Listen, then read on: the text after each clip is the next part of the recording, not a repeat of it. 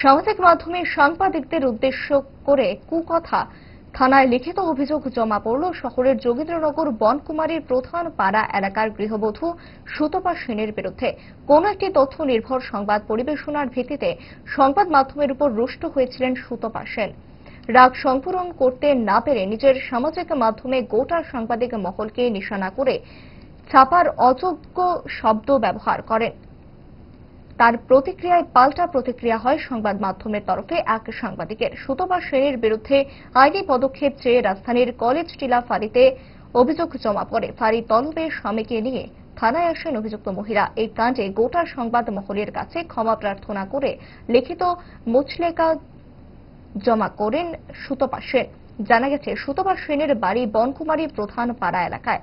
তার স্বামী সঞ্জীব সেন একজন অটো চালক। সুতপা সেন ক্ষমা প্রার্থনা করে বলেন, একটা পোস্ট করছিলাম, পোস্টটা একটু খারাপ ছিল।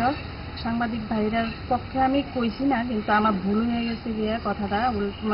কোনো তারার উপরে আমার কোনো রাগ নাই, কিচ্ছু নাই। আমি এটা কমেন্ট করে আমার রাগ উঠছিল, কিন্তু আমি সাংবাদিক ভাইরারে এইসব কোনো কথা কইছি না, কিন্তু আমার এটা লেখাটা ভুল হয়ে গেছে গিয়া। তার জন্য সাংবাদিক ভাইরা আমার কথাটা খুব খারাপ পাইছে। তার লেগে আমি অপরাধ তার কাছে ক্ষমা চাইতেছি যে তারার উপরে আমার কোনো ইয়ে নাই, কোনো রাগ নেই। তারা যেন আমার মাফ করে দেয়।